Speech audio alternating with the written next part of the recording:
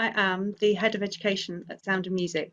Sound and Music is an organisation that supports the composing and creation of new music and its enjoyment. And so the education programme is very much about supporting young people to compose and create their own music, and also those who teach them. And I have great pleasure in working with Martin Faultley from Birmingham City University, who is here today, and with Nancy Evans, who is Director of Learning and Participation at Birmingham Contemporary Music Group. And together we are the Listen, Imagine, Compose partnership.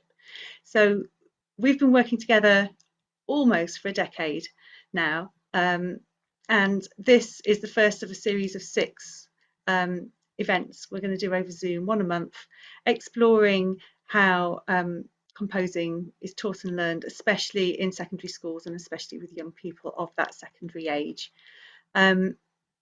We are really excited today because we're joined by a number of people who have been involved in the creation of a new book called Creative, and I'm going to have to look at the book, but it's called Creative and Critical Projects in Classroom Music. I've got it here. And it's been released 50 years since the publication of Sound and Silence, which was by John Painter and Peter Aston, which I've also got here. So all will be revealed as the afternoon goes on. But we've got our usual sort of listen, imagine, compose mix of food for thought, some practical ideas for the classroom, some thinking about what is composing and how does it work for young people, and input from composers and from teachers and from academics.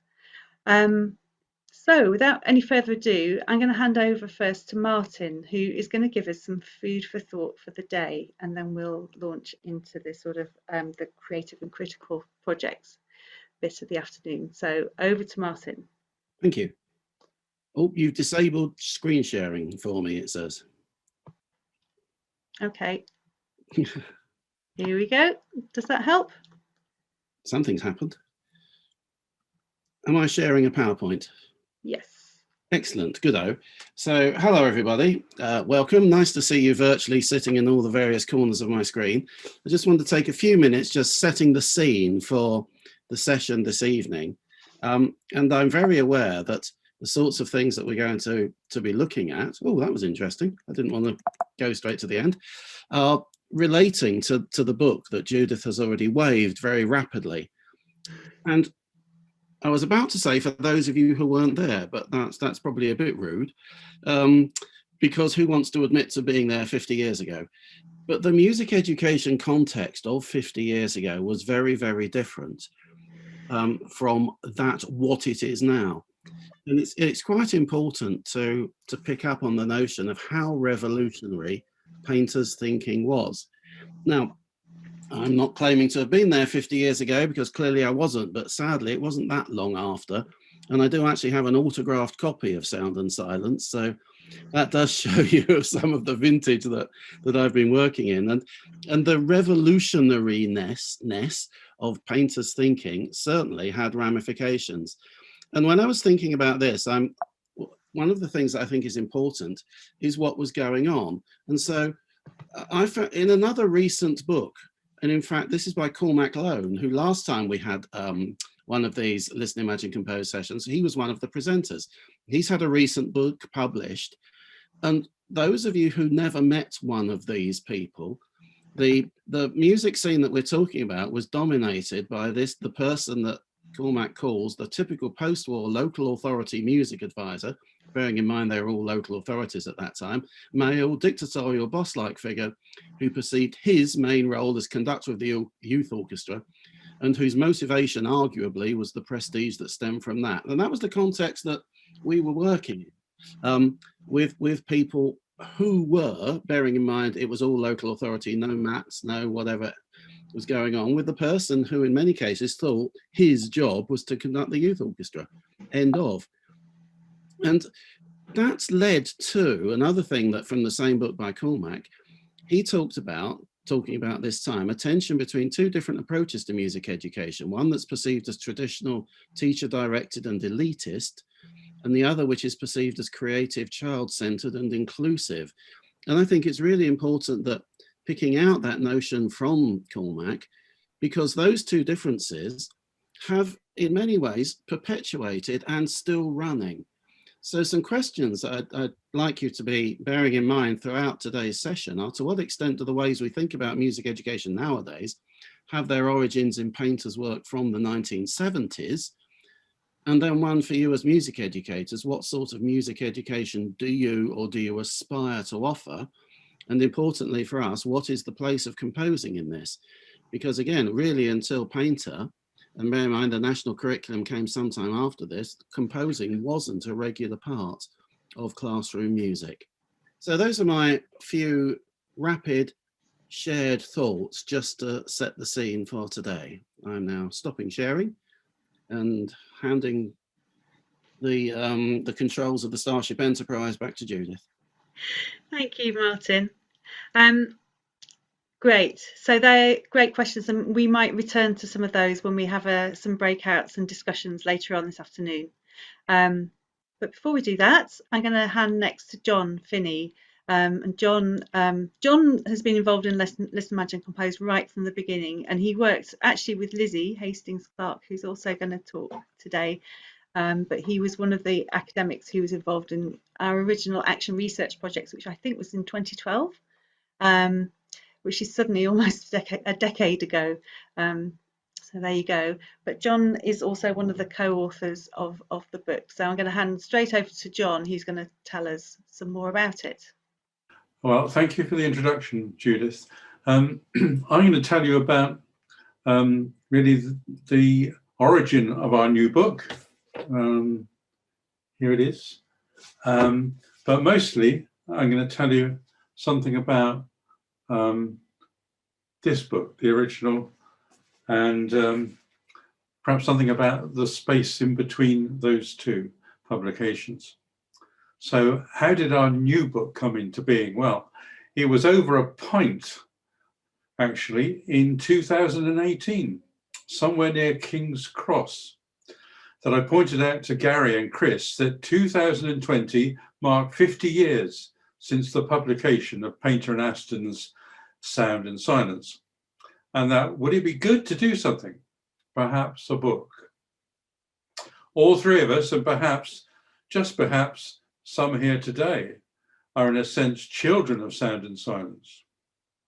It was part of a movement that marked unprecedented developments in the philosophy and pedagogy of music education.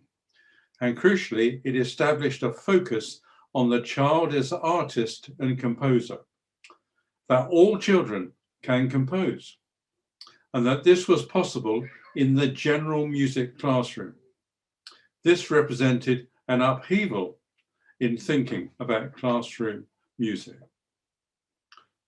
Anyway, after the to and fro that goes with such ideas being put out there, there were stops and starts that are typical during the genesis of a book. But not before very long, the publishers, Routledge, agreed to our proposal. The challenge was to get it out in 2020, and having not left much time for ourselves, we made it with just 2 months to spare. In working out a structure for the book, our first port of call was to pay homage to the original by commissioning practitioners to write new projects for the classroom which acknowledge the legacy of Painter and Aston, and at the same time offer a contemporary take on musical creativity. The book's 16 projects became the third and final section of the book. These are structured in the same way as the original. There's an introductory justification for the project, followed by creative tasks to explore, then examples of how such tasks have been worked out in practice, and finally, follow-up possibilities. In fact, that structure was incredibly innovative, highly original from Painter and Aston. Has anything like that been seen since? As a way of generating thought and imagination for a teacher. We also wanted to set the ideas of sound and silence in context and the introductory section aims to do this. Particularly important here were the voices of those who lived through the impact of sound and silence, and also worked to move these ideas on. However, we also wanted to include scholarly chapters that critically engage with the concept of musical creativity in the classroom, and where possible, to propose themes that might contribute to a new agenda. These chapters make up the central section of the book. When read together, there are 4 broad themes that the book aims to address. Firstly, it is a celebration of sound and silence, and to a certain extent, the subsequent work of John Painter. Second, it is also a critique of the same sound and silence. Sound and silence doesn't get an easy time. Third, it offers a critical account of subsequent work on the creative music classroom over the last 50 years. Finally, it sets out proposals for fresh thought that aim to inform the ongoing debate on the creative music classroom. In the introduction to Sound and Silence, Painter and Aston ask, what is creative music? The answer they give. First of all, it is a way of saying things which are personal to the individual. It also implies the freedom to explore chosen materials. As far as possible, this work should not be controlled by a teacher. His role is to set off trains of thought and help the pupil develop his own critical powers and perceptions. The process of composition in any art, the processes of composition in any art are selection and rejection, evaluating and confirming the material at each stage. It is essentially an experimental situation. Thinking of the classroom as a place of open-ended experiment, where the teacher's role was one of facilitation rather than instruction, represented a break with long-held assumptions about the nature of music as a subject of the school curriculum. Placing their work within 1960s progressive thinking, Painter and Aston write, if any one aspect of education is characteristic of the whole, it is the change of emphasis from children being instructed to children being placed in situations where they can learn for themselves. Painter and Aston had in mind the failure of music education to commit fully to the majority of pupils as part of a general education. Music as a subject of the curriculum had taken on a form that progressively excluded the majority of pupils, based as it was on the acquisition of skills associated with instrumental performance. Painter and Aston noted how art, dance, and drama were at ease with placing children's creative work center stage, and in finding inspiration from the work of contemporary artists, from modernist movements of the 20th century, for example. Painter and Aston maintained that music was a language of expression, giving those creating music a means to say things in and through music. And the way to do this was through making up music, musical composition. It was these lines of justification that provided the structuring principles of Sound and Silence, and that were able to give a sense of coherence to the 36 projects. Painter and Aston write, the projects represent ways of thinking about creative music making, and we see them as only gateways. From any one of these, teachers may devise for themselves courses of work through which a great deal of music could be taught. In this sense, the projects we offer are not complete in themselves. Like Painter and Aston, we hope in our new book that teachers will evolve others like them. Now, none of this was not to say, this was not the way textbooks were meant to work. Instead of a teaching manual, here was an invitation to reimagine the classroom that would invigorate the professional lives of music teachers. Robert Bunting is the first to write in chapter 3 of our book, where we hear the voices of those teachers who lived out sound and silence in their classrooms. This is what Robert writes. 2 years into my teaching career, in 1970, sound and silence struck me like lightning from a clear sky. Rather than a tame, tidy teaching manual, it was a buzzing, glittering bundle of radical ideas. Here was a complete rejection of academic music education with its complacent conservatism. Instead, our pupils found themselves venturing into often unfamiliar sound worlds, as if breathing the air of another planet. This was tremendously exciting. So too was the astonishing idea that young people could think musically for themselves, that teaching could be a dialogue between their ideas and ours. The publication of Sound and Silence was followed by the Painter-led Schools Council project, Music in the Secondary School Curriculum, with its slogan, Music for the Majority, establishing the music teacher as an agent of change.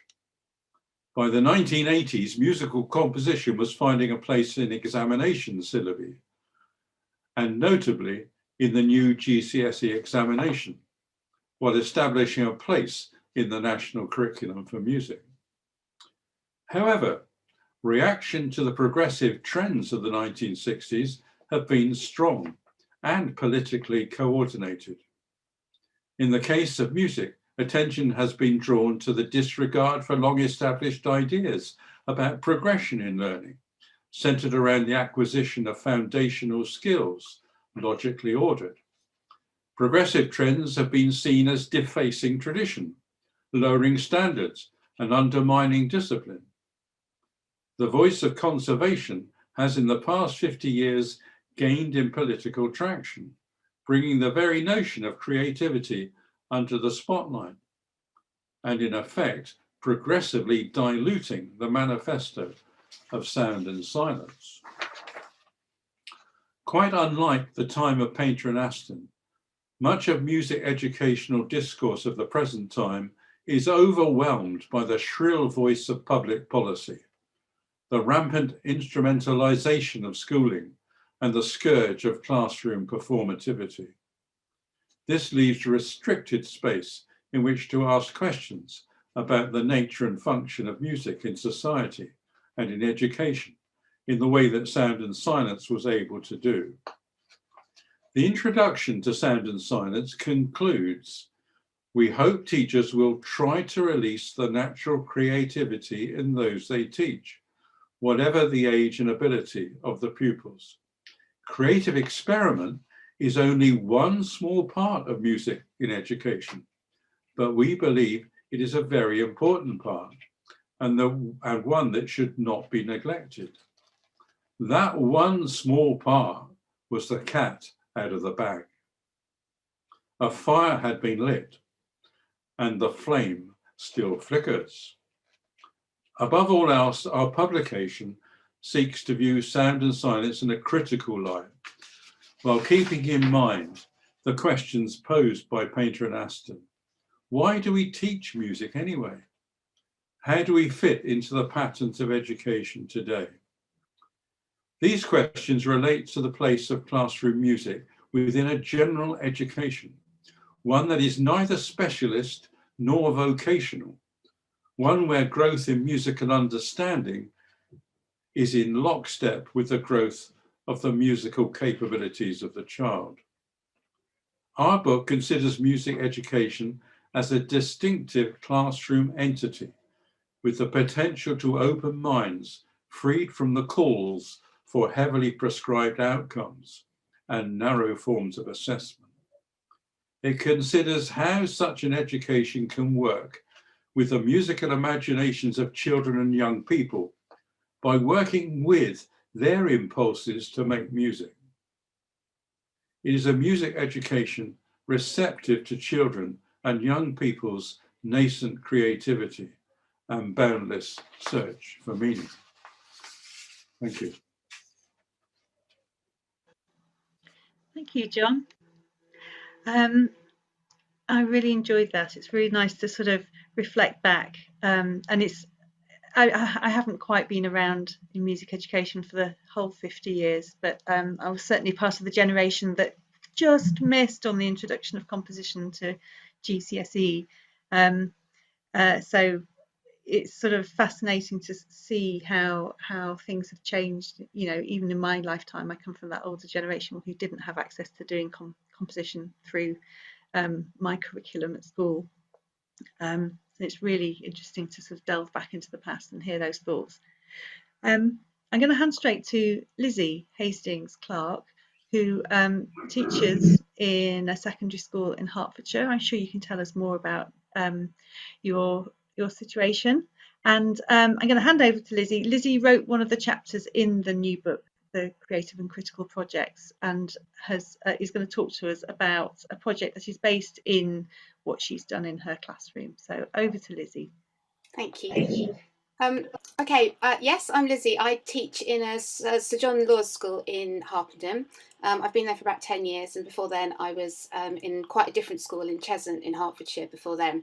I was very lucky to be trained by John 20 years ago, and he's got me involved in lots of projects since then, which I'm very grateful for. My chapter is exploring musical sketchbooks.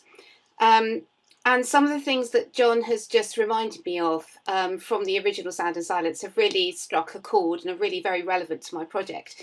So the whole idea of the child as an artist as well as a composer, a lot of my project sprung from the stimulus of what they do in the visual arts at Key Stage 3 and Key Stage 4 in particular.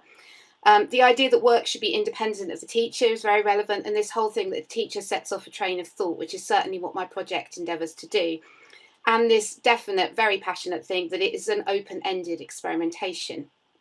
So I'd had a concern for many years through all my teaching career, really, about GCSE, in particular composition. The chapter in my book explores how my project could be rolled out in other situations, but just for the 15 minutes that I've got, I am going to concentrate just on what I've done at GCSE.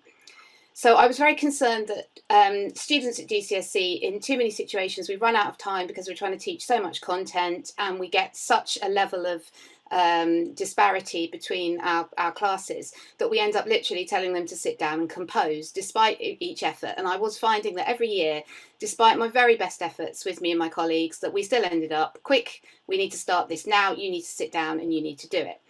And I'd never been very comfortable with that. I liked the experimentation we had in year 9, and I felt we weren't able to continue that into GCSE. So I'd had an idea for a long time about a musical sketchbook. And I tried before just using audio examples. I tried to get them to create folders on their phone, and it hadn't been anything substantial. When I came back from maternity leave for the second time, I wasn't head of department anymore. I had a couple of free periods on my hands. And I decided that I was really going to try and have a go at doing this. I wasn't actually teaching year 10 at the time, but I was free in one of the periods my colleague did. And I took a sample of 4 students who are the students who I talk about in the book. They were of ranging ability. One has just got a place at Oxford to do medicine, down to some who aren't doing A-levels. So there was a whole range of within that 4. There was a big difference. My main inspiration was from the work that they do in the visual arts, in textiles, in art, in photography, where they have, and I was very keen on this, that there should be a physical book. This is a physical book that they carry around with them, that is their book.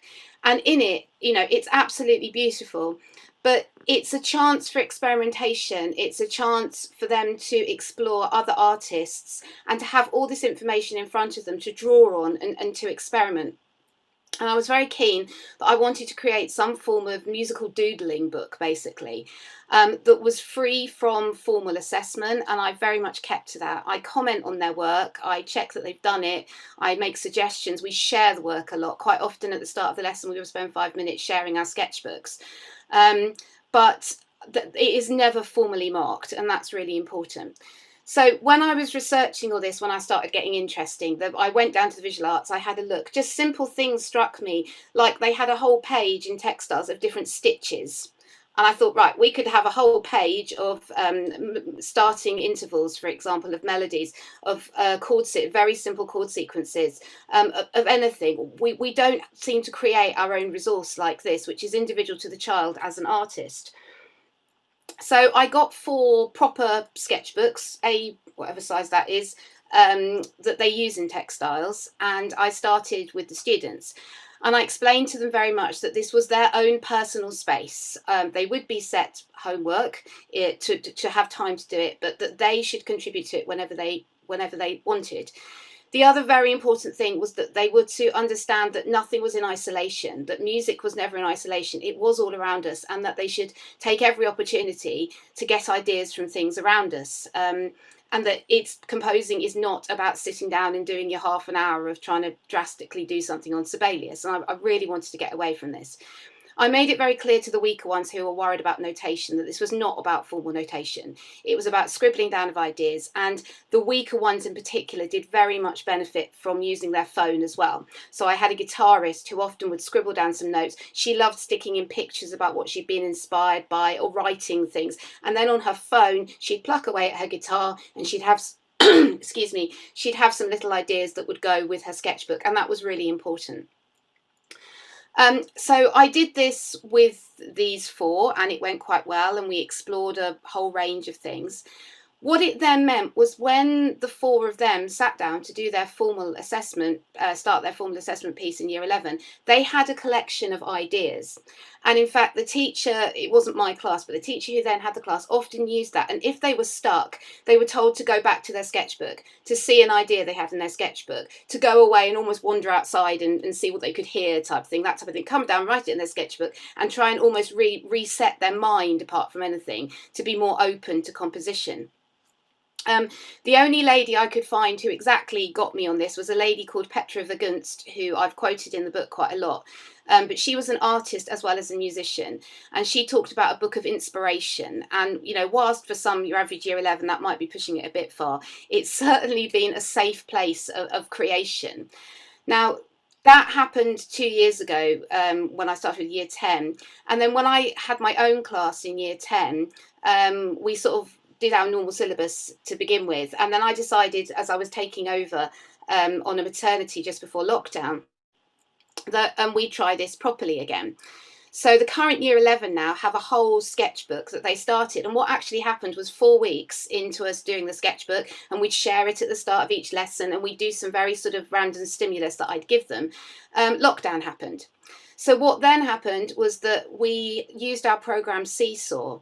So we've then got a really good record now of the task. They've got their own physical sketchbook, which is still really important, and they're allowed to make a mess of it. They're allowed to make it look pretty, whatever, but also that they had to start putting their audio onto Seesaw.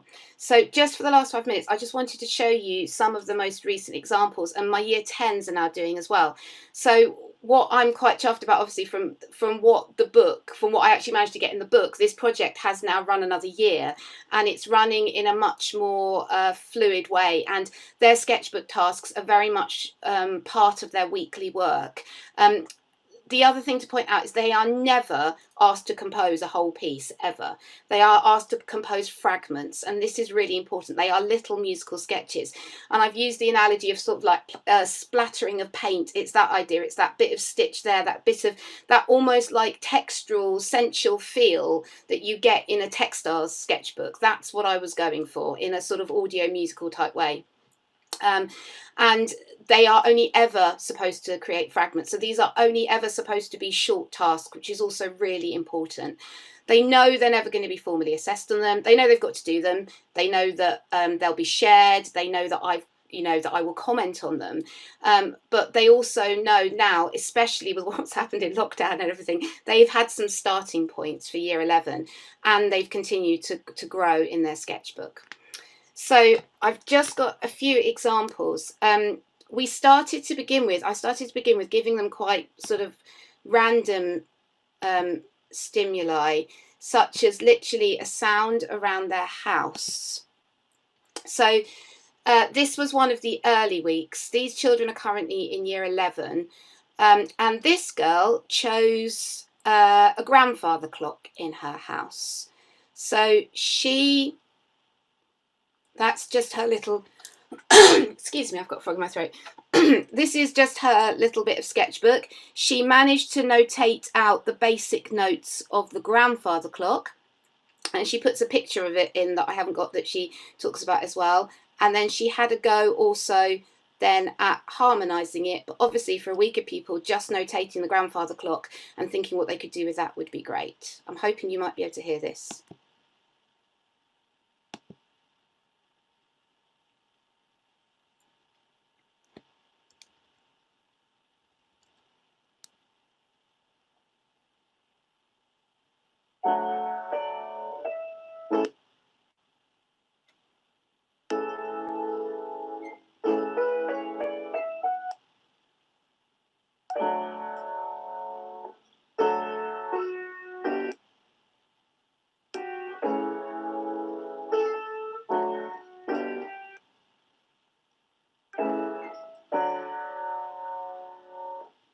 Was that good enough, Judith? Could you get the idea? Okay. This next one is using bird call. There we go. Somebody there's used a doorbell ring as their starting stimulus. Sorry, I've gone the wrong way. Here we go, this one. This is using bird call.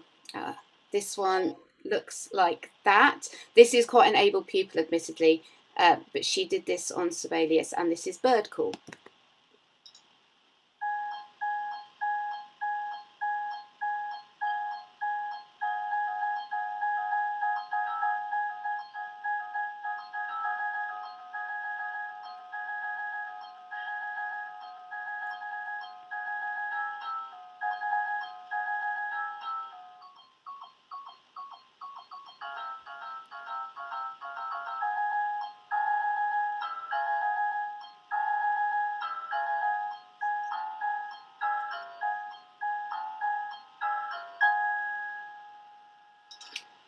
And a lead on from that was that she went away and listened to some minimalist music to see if she could, how she might develop those ideas further. One project that has been popular 2 or 3 times in the current year 10 and when I did it is leitmotif. So sometimes we would tie in the sketchbook directly with the syllabus and the curriculum. So film music, obviously the leitmotif. So these ones, they've enjoyed each time choosing their own things to make leitmotifs about. So this one I'm going to show you Martha's. She used her sister, her mum and her dad as her starting points for her leitmotif. So this is her sister.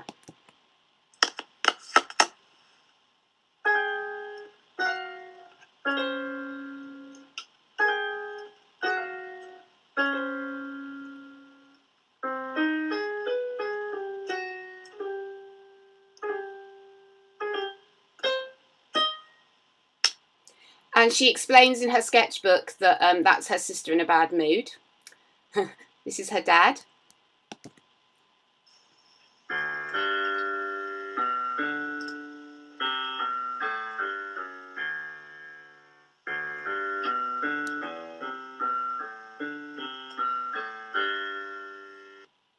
And her mum.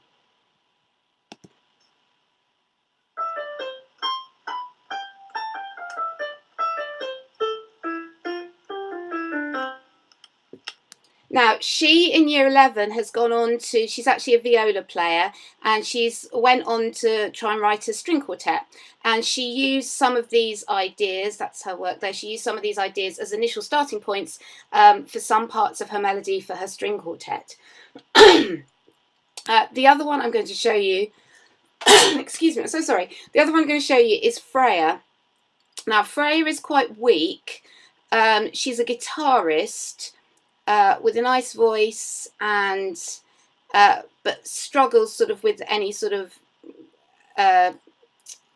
formal sort of notation, that sort of higher level stuff. However, she became really inspired. She's also quite a good artist. And she chose from a children's program, and she chose 3 of the characters from there. There's quite detailed notes that you can't see about how her motif is reflected musically in the character, why she's made the decision she had, and she then played it on the guitar.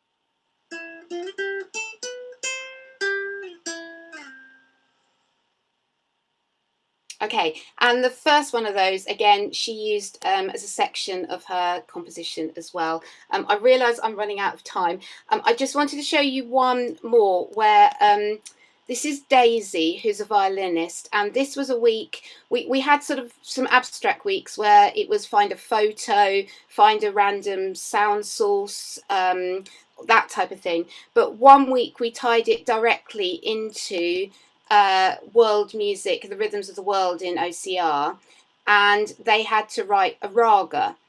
So using a completely different sound world that they really weren't, some of them didn't like it, but trying to sort of find some ideas for this.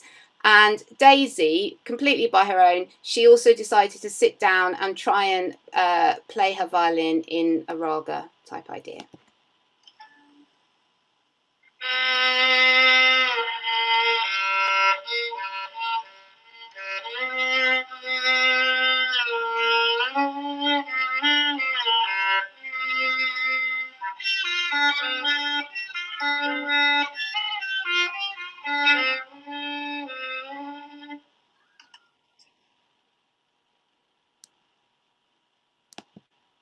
Okay, so that, I mean, there's loads of it, and from all different abilities as well. I really want to push that it, you know, the weaker ones who feel their notation is not as a strong, write more in their sketchbook, write ideas down and sort of doodle, and they use their phone for sort of audio ideas. But the whole point is, you'll notice most of them are no more than 20 seconds. The idea is they are fragments, and many of them, if this is the current Year 11, have gone on to use some of those ideas. So I'm hoping that we are starting possibly to bridge a gap between what we're able to do at Key Stage 3 creatively in composition and how this then bridges into GCSE. Is that okay? That's great. Thank you very much, Lizzie. That was really interesting. I loved how the girl who played guitar had done it all in TikTok as well and uploaded it. So it makes it nice. It's in TikTok. Sorry? She had put on her thing to me, ignore that it's in TikTok. Oh, but it's great that you can use sort of different media to suit the young person. Yeah. As well. Fantastic. Great. Well, I'm going to hand straight away to Nancy Evans, who has also written a chapter in the Creative and Critical Projects book. Nancy's going to talk about something completely different, and I'll let her introduce herself and the project that she's going to talk about. Over to you. Thanks, Judith. And I was just going to say that I just thank you. That was so fascinating. Thank you, Lizzie. And, you know, it's not so far away, actually. I was just this weekend doing a workshop with 8 to 11-year-olds based on Masks by Oliver Knussen, in which the flute player takes on 3 different characters. And you hear those characters, and then those characters interact with each other. And it just made me think about those leitmotif pieces that you had, and there's a lot of connection there. And also the connection with Stravinsky, who is, I'm going to be talking about Stravinsky. So I am going to share my screen when I get myself organized here to do that. Okay. Sorry, you have to, all right, it's okay, I have done it right. Okay.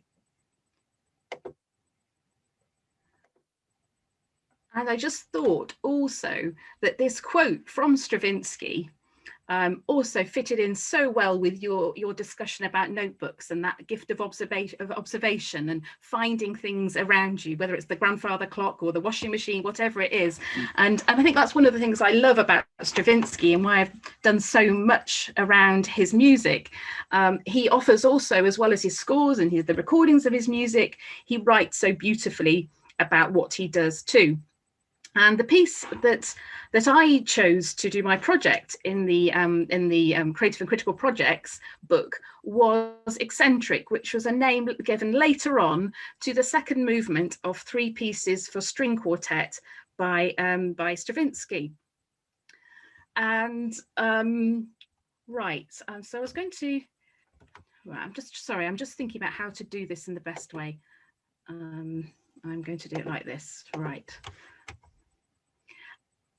And I think the first thing to say is, when I was just beginning my work at BCMG 20 years ago, I'd just come out of a master's in community music at York University.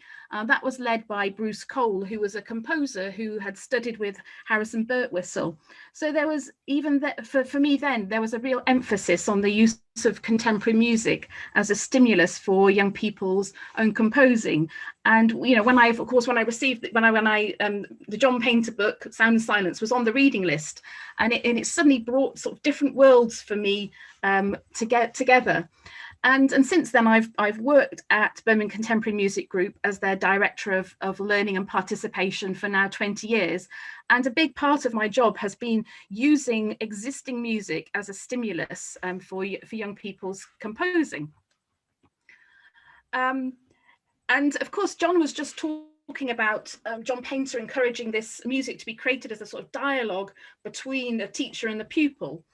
And for what I think in the workshops that I've led with children, that is there, but there is also that other corner of the triangle, if you like, which is the composer and their music. And it's a dialogue, a 3-way dialogue, really, with the teacher, the pupil, and the composer and their music. The sort of use of existing pieces of music is it's there within the use of set works in the curriculum, but it's also been a real staple of orchestral education work. And how that's done has been very variable. At one end, you've got pastiche and imitation, where maybe there isn't enough space for young people's ideas. And at the other end, there's a very open approach where you're just taking maybe the extra musical theme of a piece of work. And I feel that really underestimates young people's ability to engage with complex musical ideas and the processes and techniques found within existing pieces of music. And so it is this what John was talking about, I think, between this sort of the freedom and that space for young people's creativity, and then what a piece of contemporary music brings. And I feel there is a sweet spot in there in which some ideas are offered from an existing piece of music, and choosing those very carefully is very important. And having those constraints, so there isn't this kind of great chasm of a blank page for the young people, and at the other end, just making sure there's plenty of space for young people's own creativity. I think using existing pieces of music introduces pupils to new techniques, processes, practices, which then, if when you're not insisting that they're used, but you're offering them, it's different from pastiche. You're offering these possibilities to them rather than saying you must do it like this. I think also, it opens up a whole world of different ways of composing and very diverse composers to young people. And also, as somebody pointed out to me in a workshop a few years ago, it also challenges us as teachers to rethink our assumptions about composing and how we teach it. Now, what I think the challenges are, so I work with contemporary music. Obviously, Stravinsky isn't contemporary in the context of a Birmingham Contemporary Music Group, though we do play music in the 20th century as well. The challenge is, how do you take what is often a quite complex piece of music and simplify it so you can share it with young people. And you don't want you to do this without losing meaning. And you want to ensure that there's still really an authentic connection to the piece. You want to make it meaningful to the pupils. What is it in there that will capture their imagination, even with a piece from, you know, over 100 years ago? How do you break that down for the pupils into activities appropriate to their ability level? And also, of course, it's always really important when doing this kind of work to kind of contextualize it within what else the young people are doing. Right, I am going to share my screen now. Okay.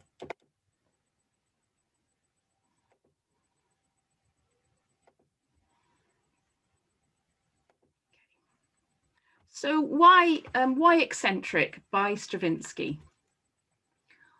One of the things I love about it, it demonstrates how musical gesture can be used as a compositional building block instead of those elements of melody, rhythm, and harmony. And that leaves sort of the opportunity also for it to be interpreted, you know, with young people of a higher ability. That can be quite sophisticated, but it also can be also quite simple as well. The piece uses quite limited musical material. And so again, it shows young people that you don't have to create vast amounts of musical material to create a piece, and actually limiting that it focuses attention, and it cuts down the decisions that you need to make. In the piece Eccentric, the development and organization of the gestures into a larger musical structure is really quite clear. And I also like the fact that a quartet lends itself really nicely to small group work and encourages thinking about how different parts in a quartet can take on different roles. And I also like the fact that it gives the opportunity to link music with movement and gesture, and you'll see why in a minute. Okay, right, sorry, I'm just getting myself in the right place here.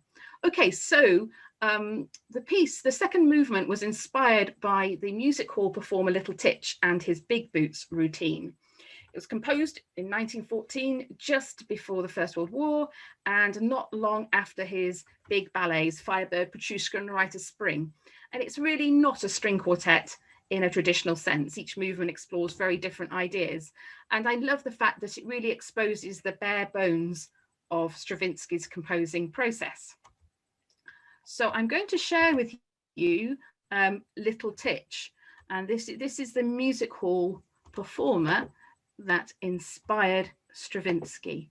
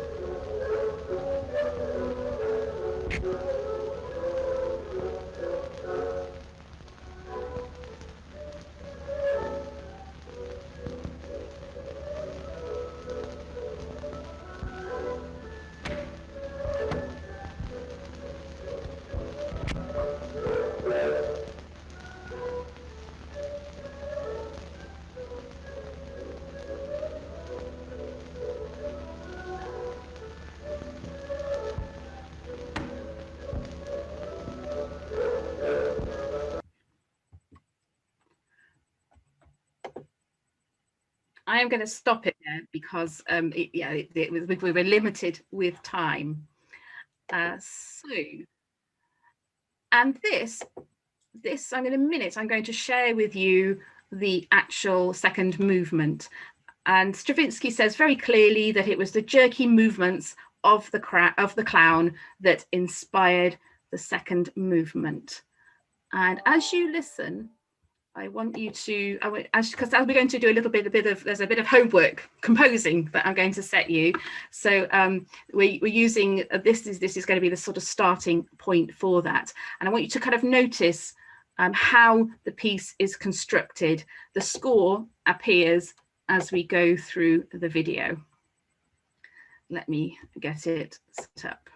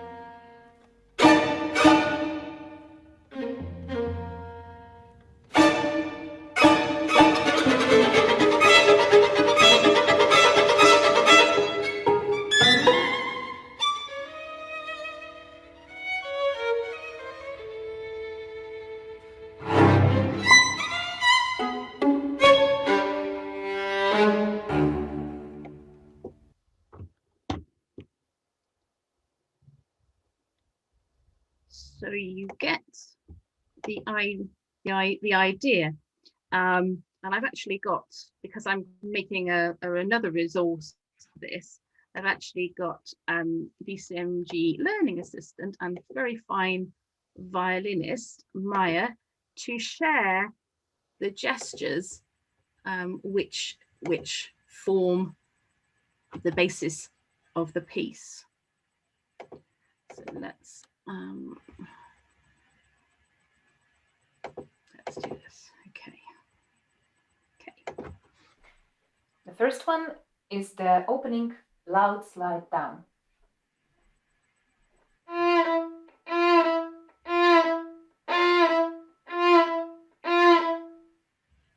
Then the plucking. Short lyrical melody that first goes up and then down.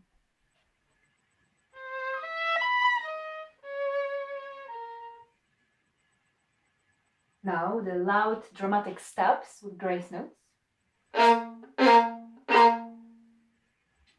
frantic fast movement.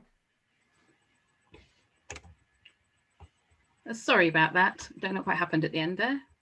Let's try that one, last one. Oh, well, you get the idea. Okay. Sorry, I think the timings are a bit odd on my presentation, so apologies for that.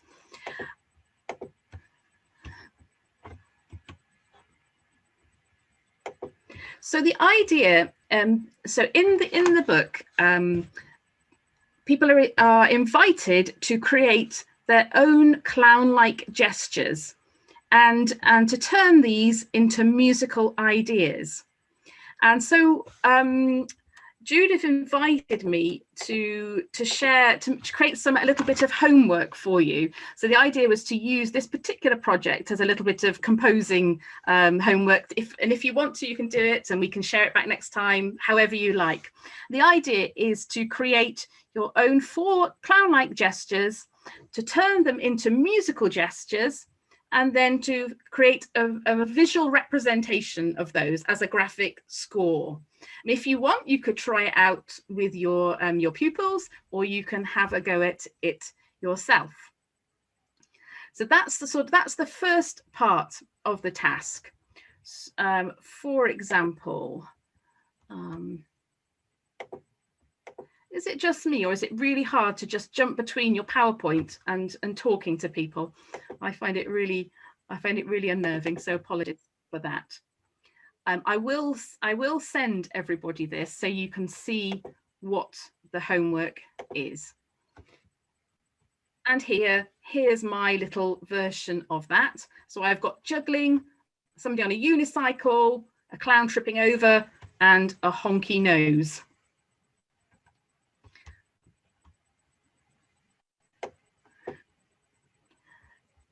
And then the idea is then to sort of invite you to have a second list piece.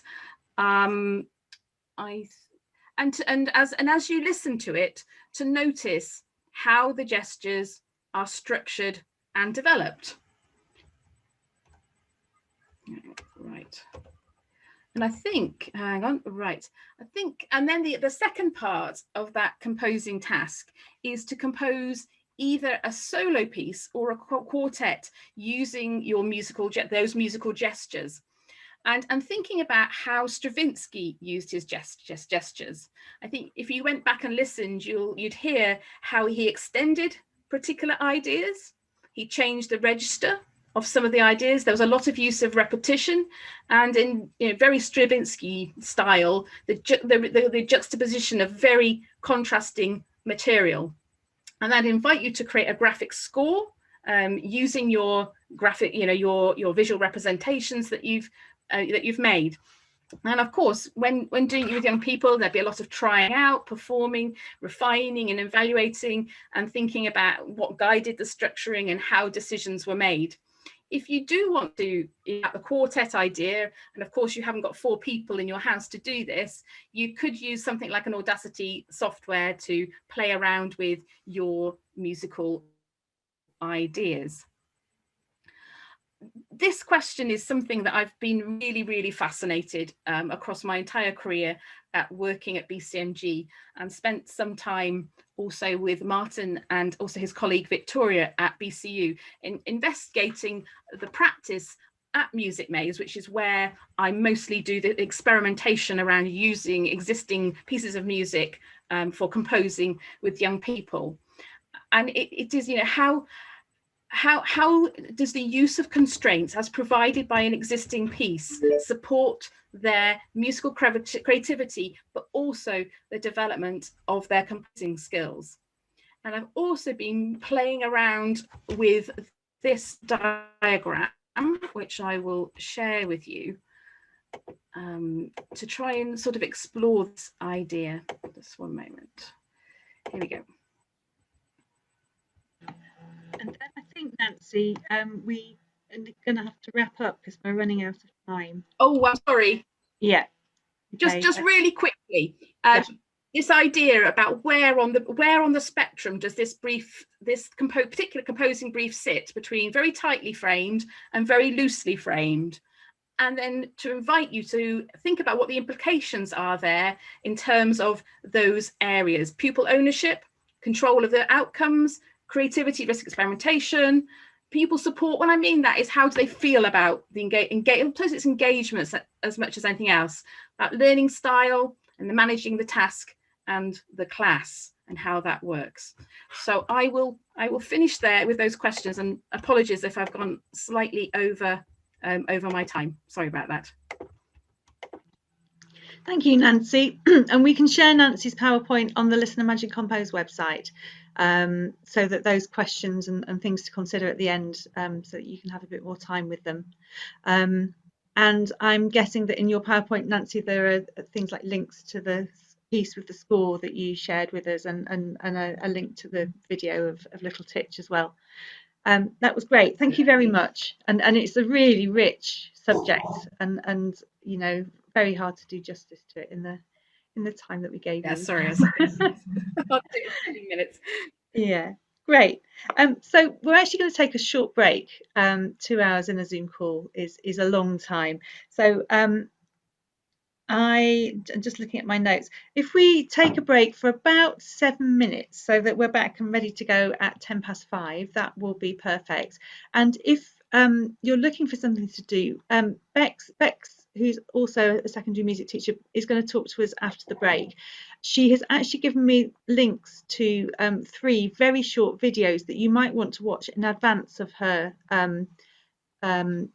doing her talk, just because she was worried about time, and also worried that the videos wouldn't come over very well. I think she was practicing last night and found that they're very glitchy. So I've put the links to her videos in the chat so that you can have a quick look sort of during the break. But go and grab a cup of tea and stretch your legs, and we'll see you back at 10 past 5. Thank you. Right, I think we're ready to go. Welcome back, everybody. Hope you've had a quick stretch of your legs. Yes, sorry, momentary verbal there. Right, welcome back. Without any further ado, I'm actually going to introduce you to Rebecca Lewis, who I'm not sure if you're Rebecca or Bex, or even Becky, but you can introduce yourself and tell us a bit more about yourself. And just to say that Bex was, again, like Lizzie, one of the original teachers who worked in the Listen, Imagine, Compose sort of projects that we ran with John and with Martin, and indeed with Nancy. So it's great to have you coming back and talking about your classroom work, after all these years. So thank you very much, well, both of you, for coming. And over to Bex.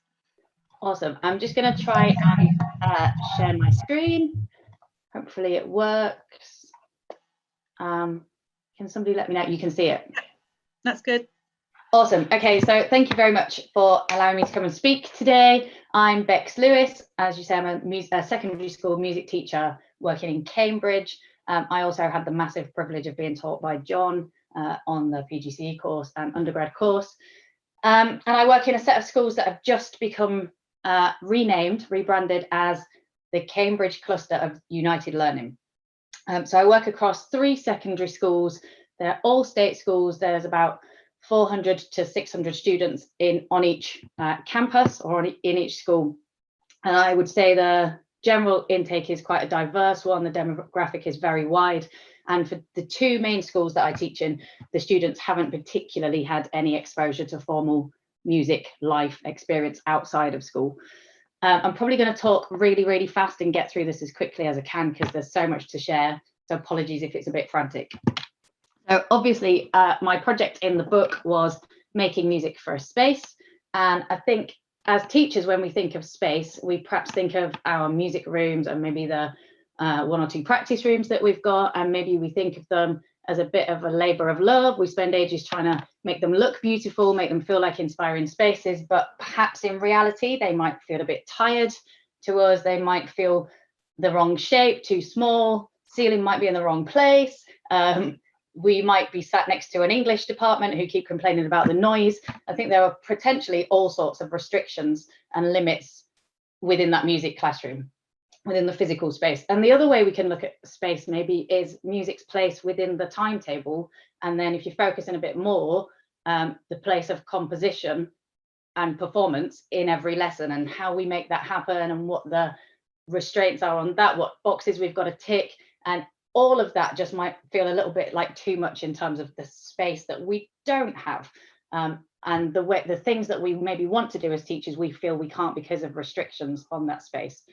Also, if you think about maybe an average year 8 class that have music period 5 every Thursday, we expect them to switch on perhaps at the same point in every lesson and suddenly be creative in the same space that they're always in terms of time, physical space, perhaps energy at that time in the day, etc. So when I'm teaching and in the project, tried to think about what would happen if we flipped space or our approach to space and maybe thought about making music with the space or for the space, not despite the space, and incorporated it in part of our plans.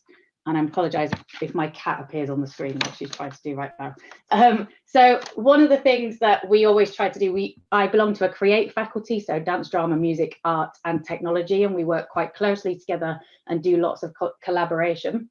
And one of the things that I think all of us try to do when we're thinking about new units and how to deliver those units or freshen them up is how we can actually incorporate the physical space into part of the plan for the final product. We like to think a lot about context, because I think a lot of the schemes, the genres, the styles, the techniques that we study out in the real world are very, very different to the experience of them that the students have in the classroom. Kind of when they're stuck in four walls, sat at desks in uniform, those genres that we love feel very, very different. So we like to think about how to make the context of that type of music in the real world and space work for us in a really cool and kind of out of the box way. So I've put on the screen now 4 modules that we do deliver in Key Stage 3 and kind of an insight into how we deliver them. I'll just give you a minute or two to read those.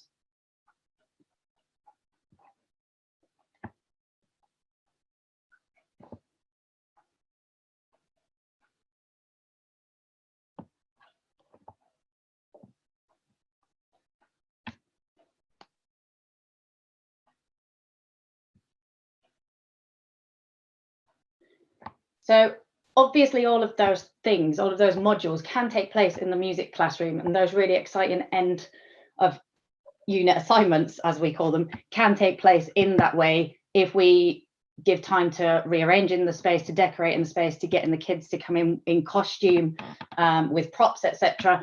But we like to try and get out of the space and use the different physical spaces available to us, because actually then it becomes an event. It feels like something in the real world. It's something that the students get fully involved with and fully embody and get excited about sharing and want to celebrate, rather than thinking of this end of term assessment as being something where really the 2 options are pass or fail, depending on how much revision you've done. So it just makes us think differently, the space in our heads about what the assessment is. This is what one of our Year 8 projects would look like. That is a Year 8 group of ours who performed in a show, and then a parent saw it and asked us to come and do it at the Cambridge Corn Exchange. This is what the Year 9 bands project looks like at the end of each year. Sadly, it was quite different last year and probably will be this year. But I want to talk particularly today about the Year 8 Carnival module that we run. This is actually a create unit, so all of the subjects get involved, but I want to talk about the focus specifically on music and dance as a collaborative unit. So when you think about carnival, you probably think celebration, outdoors, vibrant colours, energy. If you're thinking about Samba in its real sense, getting over your problems and coming together and just celebrating and having fun. So we try to create that idea as well in the way we deliver the module. And when we do our final performance as dance and music students, we try to get down to the local rec, which luckily for us in all 3 schools is literally just down the road. That is the rec that you're looking at there that one of the schools performs at. And what's great about that is we do it within school time. So we do it in a double period where music and dance are blocked together. The students come in costume. We walk down to the rec with our instruments, so they learn about the realities of having to care for instruments and props and transporting them themselves. We perform for half an hour, then we go back to school, analyze it a little bit, talk about how it went, and then carry on with the day. And what's great about it is they kind of get immediate feedback from the public that just happen to be in the park. And also it means that friends and family can come and share. If you can't do it that way, you could maybe do some of these other alternatives as well that have just appeared on the screen. But why I love doing music and dance together in this way so much is because obviously we all know how important pulse and the idea of being able to keep a steady tempo is, particularly with Key Stage 3 classes. But it kind of has a different feel, a different emphasis in this module, because the kids can see when they're working with the dancers, if we're not in time, if we're speeding up, it has a direct impact on what the dancers are trying to do, and things mess up. So we just really understand how important that is in a different way maybe to usual. We sit down as classes, so the 2 different classes will sit together and discuss structure and how we can make it work in terms of what we're trying to achieve when bringing it together.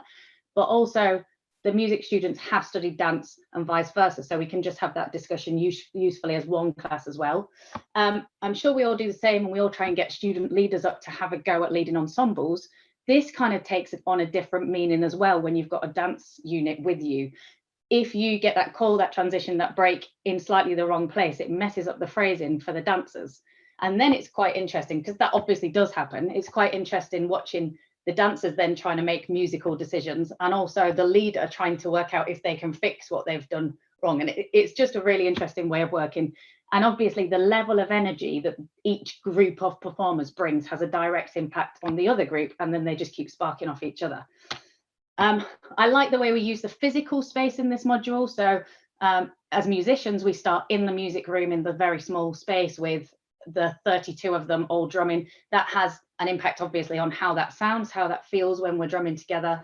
And then we eventually move out into the school hall or into the gym so that we can incorporate the dancers and start to collaborate a bit. That completely changes the sound. And it also means we've got to think about what we're playing. How does that work with the dancers? Do we need to extend that section and vice versa? And then when we eventually take it outside, that adds a whole new level to how we need to think about the music that we're creating. And finally, the idea of audience is something that I really love and think benefits the students.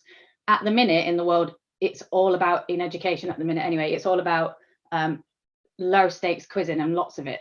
And actually, I think, you know, all that's really important, but I think this idea of having this huge collaborative celebratory project to work towards actually makes the students commit in a slightly different way. They know that it matters to them. They know that they're going to be out and they're people that they care about are going to see them. They want it to be accurate. They want it to be good.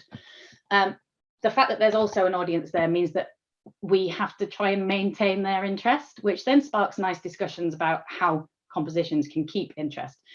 So we always have something up our sleeve for actually, if they look bored as an audience and they start to move away, what can we do different? How can we add contrast? How can we bring something new into the piece to try and get their attention back? And then also, like if the dancers go out into the wings, which I know is hard to imagine when we're out in a vast space like this, and then suddenly all attention is on us, the drummers, does that mean we need to change what we're doing because we're no longer accompanyists, we're the star of the show, so to speak? And again, communication is key. We need to think about how we're coming across to the audience. And what I like about that, this is us doing this in year 8, but if you look at GCSE music and any Key Stage 4 music, 5 music, a key thread in assessment of performance and composition is how the music communicates. So if we're nailing that in year 8 and we're thinking about that lots in year 8, it's quite helpful when they move up to year 10. So this unit has gone on and on. When we started it a long time ago, I have to admit I'd never played or taught samba before, so I've had to learn a lot over the years and take a few risks. But what I'm about to show you now is about to move on into club world, because that's really the only stuff that I have permission to share with us. So those year 8s, when they'd first got out into the park and they'd got that buzz and that adrenaline of performing, when they then moved into year 9 and they didn't have that same experience anymore, they begged us to put a samba club on so that they could keep feeling what the music had done for them. So we did create a carnival crew. And since then, we have played at local sporting events quite frequently. We play for year 11 proms as the year 11s come down the red carpet. We've been invited to play in lots of community events. So that's us leading the Mill Road Winter Fair every year. There are about 40 drummers. We've also got a blocko, and we always have dancers with us. So we are a drumming and dancing crew. We've sent our drummers from the club out into primary schools to lead clubs and to lead workshops, and then they're thinking about composition and making music in a completely different way. And then we also, as you maybe saw in the interval, had the privilege of going and performing at the Royal Albert Hall a few years ago. So I'm going to talk about that. Hopefully some of you have been able to see that, and if you haven't, maybe you'll go and look at it at another point. But this was we were asked, our brief was we had to create 11 minutes of samba music, which was terrifying. And I'll be honest, I kind of selfishly encouraged it to be a student-teacher collaboration because I didn't think that I could do 11 minutes on my own. So we sat as students and teachers. Essentially, they came up with it and I guided their ideas for the 11-minute composition. And if you've seen it, those dancers, well, you can see them on the screen now, they are actually drummers as well. So they started the first 8 minutes of the performance on the drums. And then the first compositional challenge, well, the second actually compositional challenge that we had in the piece was to get half of the drummers to suddenly put their drums down, go off to the wings, pick up their props and come up back as dancers. And the half of the drummers that were left actually all happened to be surdo players pretty much. So we also had to work out how to get them on different instruments to change the balance slightly. And they coped brilliantly with that, far better than I would have done. And then if you've watched the performance, you'll see just really small gestures, like there's a time when they do a star jump and they chose between them that they wanted silence in that moment to really emphasize the movement of the dancers. Because the dancers are also drummers, they totally get which sounds work well, which rhythms work well, which rhythms feel the best when they're dancing specific phrases. So that worked quite nicely. And then in this final section that we had, it was loosely ternary form, and the dancers in their B section were performing their own choreography instead of a taught phrase. And as a group, they made the decision to try and thin out the texture a little bit of the drums so that they could allow the choreography of the students to shine. And I thought that was lovely, thinking in terms of composition.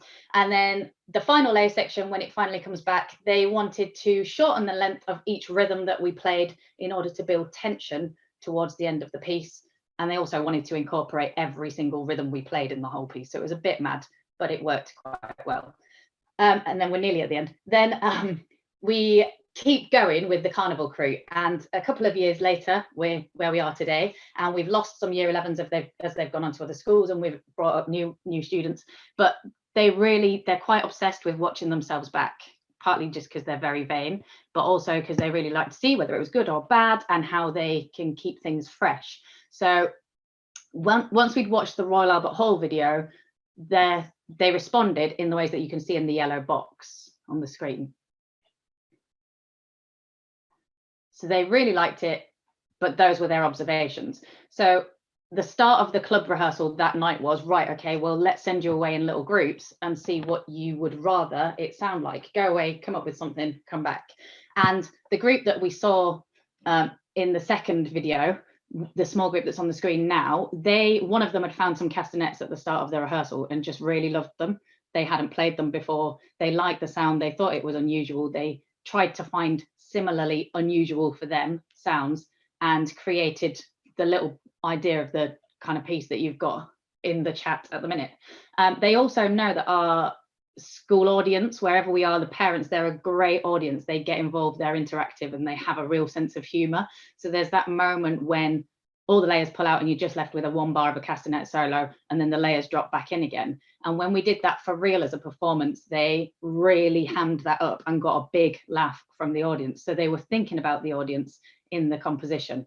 And then finally, we needed to get out of that small performance into getting the whole ensemble back together. And what I loved is there was a year 11 in the rehearsal who'd done GCSE music that afternoon and said, it sounds a little bit like that bossa that we were learning in the samba piece from Esperanza Spalding. Can we try that? And then we did, and we liked it as a transition. And I just love the fact that that was quite an open space for people to be able to feel confident enough to give those ideas, and they were linking and joining dots all over the place. It was just great. That's me done, but I will just put this slide up there because we have had to do bits in lockdown, and those ideas can work-ish in lockdown, so they may be useful. But yeah, that's me done, hopefully not too far over time. That's great, Bex. Thank you very much. If it's okay, we'll put your PowerPoint on the Listen Imagine Compose website, and then people can have a look. And especially ideas for lockdown, I'm sure will be very welcome. So interesting that you've because I remember when we as we've discussed what you were going to do for today, I was thinking, how's this going to work in lockdown? Isn't it a sort of practical altogether thing? So it's brilliant that you found a way around that. Great. Okay. So thanks to Bex, and I'm sort of conscious of the time, so I'm going to hand straight to Gary Spruce, who's our last speaker for today. I can't actually see Gary on my screen, but I'm sure you're there somewhere. I am there. Yeah.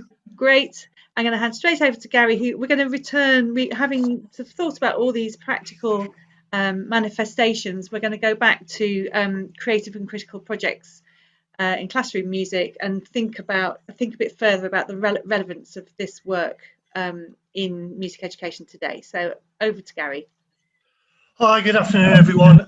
I suppose in a sense, and in a very good way, what's preceded me has kind of rendered my what is relevant talk a little bit kind of irrelevant, because you'll all have heard what people are doing, the projects that they're working, and examples of the projects.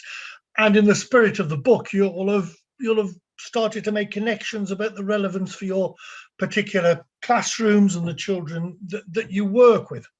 But nevertheless, I am going to plough on with my few thoughts about this. And Martin said at the very beginning that no one is going to want to admit to being around 50 years ago, and whereas I don't want to admit to it, I am going to admit to being there 50 years ago in a sense. I was brought up and went to school in Telford, which I'm sure many of you know is just about 50 miles to the west, in the late 60s and 70s. And in as much as I can remember it, my music education was pretty uninspiring, mainly listening to records, classical music, and some not very good class singing. However, what I did have were parents who were able to pay for piano lessons for me, and I was in a local authority which in those days provided free instruments, free tuition, and opportunities to play in ensembles on Saturday mornings and transport to get there. Now, those were the days. In the sense in which my school music education concentrated on classical music, it made connections with my musical interests. But even then, as a kind of 13, 14, 15-year-old lad, I was aware of for the majority of my classmates, the lessons seemed to have very little meaning or purpose. So fundamentally, my own music education took place outside of the classroom. Then halfway through my A-level course, and I was the only A-level student, my music teacher left under something of a cloud. I mean, that's a story for another day, but possibly a more interesting story than the one I'm retelling at the moment, but nevertheless. And my head teacher made arrangements for me to be taught by a music teacher at the neighbouring school, which was Madeley Court.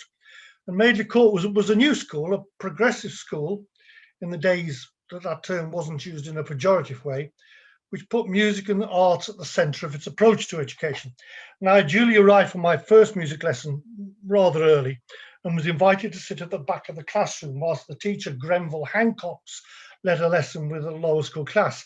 And what I saw then and in subsequent weeks was, in a sense, transformative and put me on the road to wanting to be a music teacher.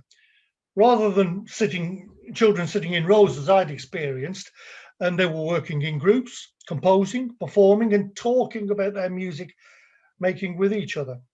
Discussing this with Grenville over a period of time I was there, he told me he was involved in a school's council project led by a man called John Painter and looking at different ways of teaching music.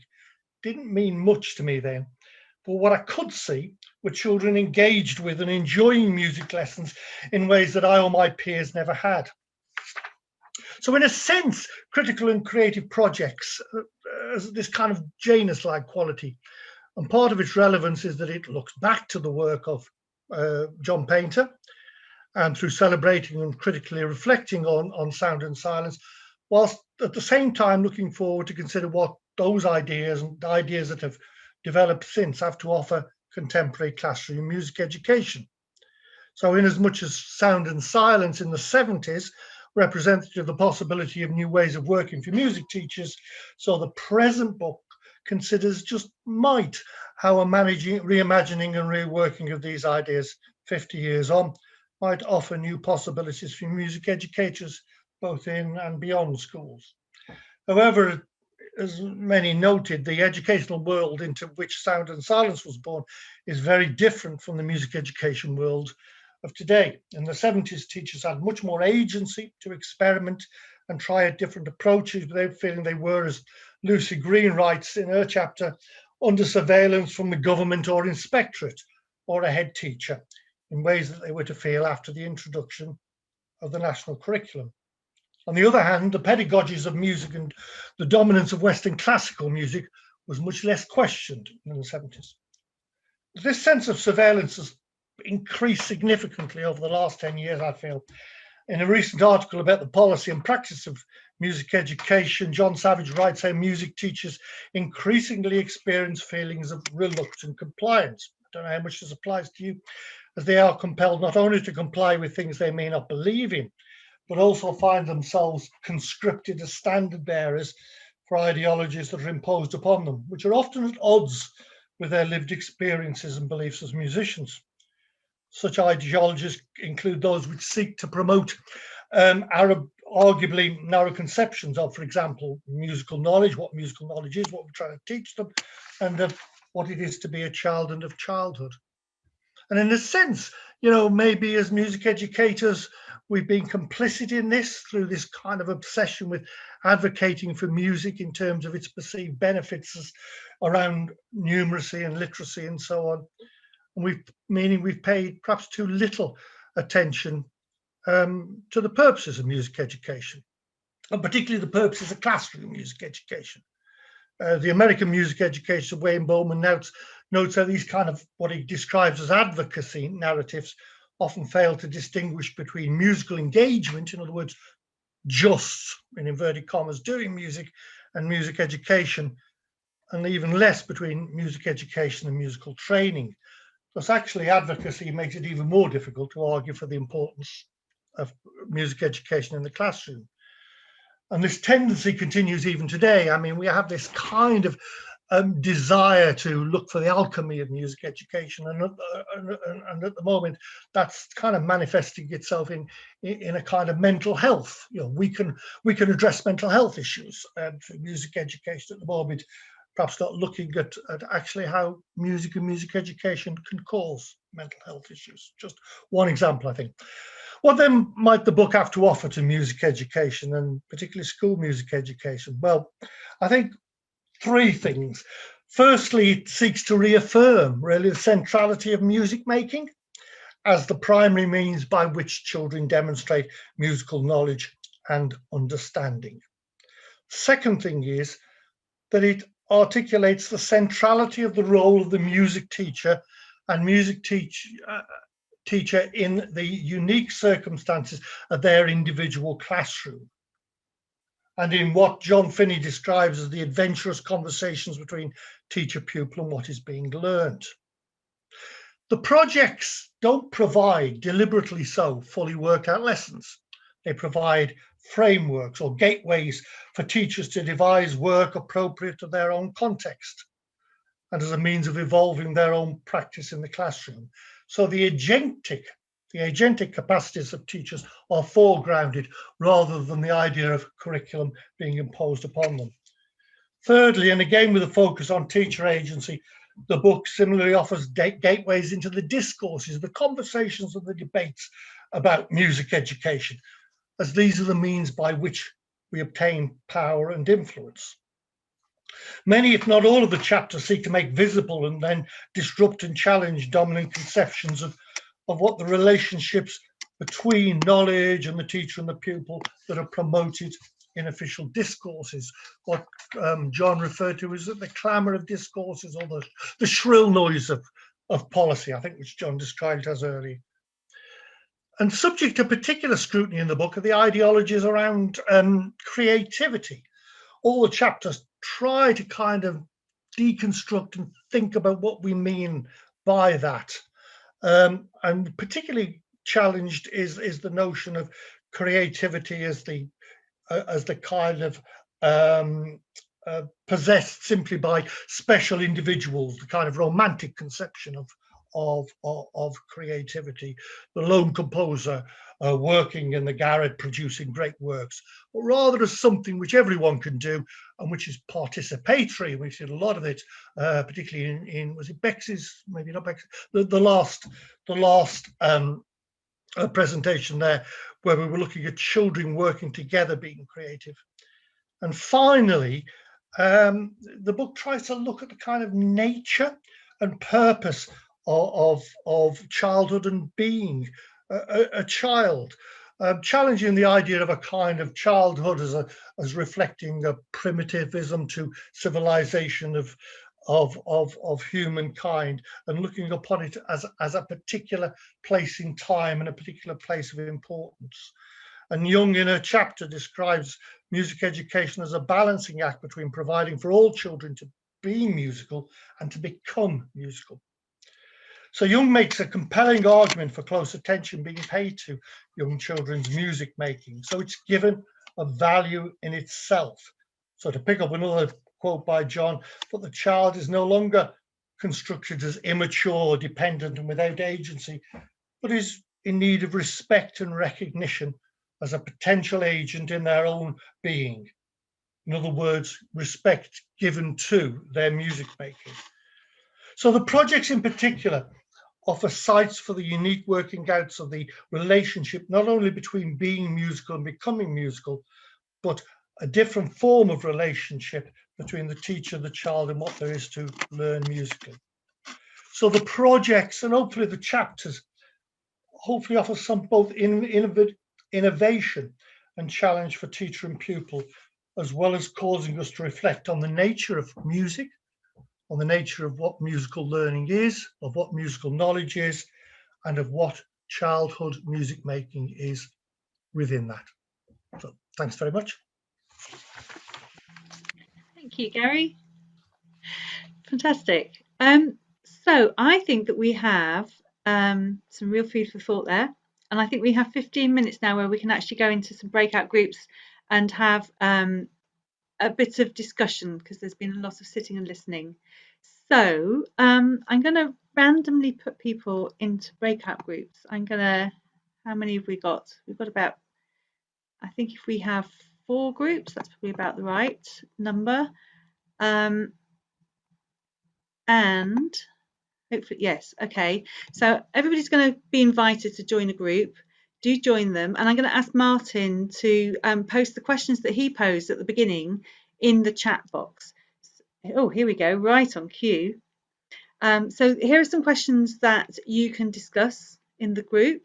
If you also want to talk about the effectiveness of some of the projects or ideas you've got for working in the classroom yourselves, that you've got from today's session, then that's also fine.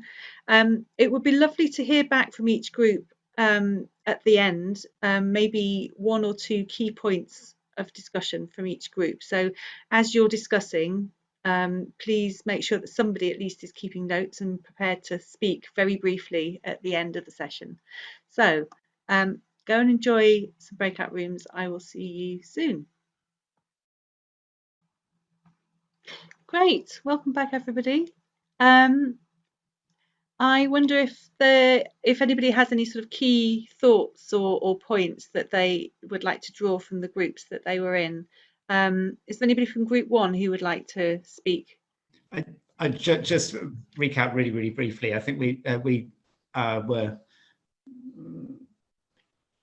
I think just inspired for a January afternoon to freshen up what we do, obviously, and really liking ideas of authenticity and keeping regular evidence of people keeping going with creating new things regularly, and and collaboration with lots of people in different contexts being really important to keeping the spark for ourselves going, as well as improving what we do. Lovely, thank you. Group 2? That was our group. We just had a basic natter. We were talking about different online platforms that we all use, and how we've seen engagement in this 3rd, 4th, whatever lockdown is, better than the first lockdown, because we're all used to these kind of digital tools that we listen to. So we've coined the phrase digital engagement is much better. So therefore the value and the level of response we're getting is actually better. We basically, our group was on Lizzie Hastings Clark Loving, basically. So we just had a fan club. We're going to have badges made. We're going to love it, because we all just loved the sketchbook idea, and how it was kind of always like a progress indicator as well. Like, it starts here, and it was the visual kind of thing, which we all loved. We also talked about how that was kind of a similar thing to the OCR art stimulus, and how maybe looking at other boards might actually help you with a composition task in your own board. And I think we all agree that we just need more time just to talk to each other. I think that's the more time, please. That's all. That's us. Okay, noted. Well, maybe we'll organise more chat time in our next session then. Group 3, anything from you? We kind of just talked about our different kind of areas and where we were teaching in, and the kind of challenges and things that we have in there. We kind of talked about the benefits and drawbacks of small departments, with 2 of us being sole music teacher departments. Yeah, as well as talking about composition and kind of where we are now and where we'd like to be, that kind of thing. Thank you. And the 4th group, last but not least. That must be us then, I'm assuming. Yes, by deduction, I think. Yeah, a lot of the points that have been covered. One of the things we also talked about was the Key Stage 2 to Key Stage 3 interface, and the points at which composing begins, and how that has different effects depending, and one of our numbers is delivering whole class ensemble tuition. And so that there's a whole range of things going on between Key Stage 2 and Key Stage 3 that we also need to be thinking about, how and where composing is placed and what it looks like and what it sounds like, although we didn't say that. So we talked about that as well. Brilliant, thank you. Okay, well, that brings our session to an end. If you think back to Nancy's session, which seems hours ago already, we've sort of had so much information this afternoon. Nancy kind of set a challenge to do a piece of homework, which is open to all of you. And what we would really love is if you have a go, whether it's with your pupils or by yourself. It can be in any media, any instruments you like. But if you want to send them to me, if you actually make a video or a sound file or a graphic score and send them to me at Sound and Music, I will share them with everybody in the break of the next session, which is in February. So what we'll do is, in the next few days, we'll actually write to you by email, whatever email you register for this session for, and we'll sort of give you these are the, this is the challenge, and I'll give you my email as well so that you know how to send information in to me. It would be absolutely wonderful to see people attempting and having a go at that. Have I summarised that okay, Nancy? Yes, I did have the PowerPoint in the chat, but I will also send it to you, Judith. I should be able, yeah, great, thank you. And then, so the next session we're doing, it's the last Tuesday of February, which I think is the 23rd, and we're looking at music technology. We've got Nick Hughes, who is doing our master's course, and he's sort of very into composing using digital audio workstations. He knows every platform there is to know, but we thought we'd also ask somebody else called Mochi Wolf to come and talk about a platform that you may not know about, which is called Ears 2. So that's what's happening next time. The link will be on the Listen and Magic Compose website, and we'll kind of publicise it in the usual ways. And finally, I don't know if you're aware or not, but Sound and Music does run a residential summer school for young people who are aged 14 to 18. It takes place at the Purcell School in the summer holidays, and of course we ran it digitally last year because circumstances forced us to work that way, which was great in its own way, but we are slightly hopeful that we can run it as a residential this year. Either way, again, when I do the follow-up email, I'll send you a link with some more information. Oh, and Aisha's posted a link to our website where there's some information as well, because if you've got pupils who are sort of enjoying GCSE, they will love the summer school and coming on a residential and meeting other like-minded young people. So do bear that in mind as well. Nancy, did you want to say something? Yeah, I just wanted to just about the next session. We're also going to be talking about the implications of using things like notation software such as Sibelius, and I think having heard you saying that remote learning has moved on a lot and the engagement's quite different, maybe there's some space for us to talk about the digital in terms of remote learning platforms as well, and some space for some discussion there as well, potentially. Great. Thank you. So it's 1 minute past 6 and I'll call this session to a close, but thank you for coming and I hope you've got something out of it and looking forward to seeing you all again. Thanks. Bye.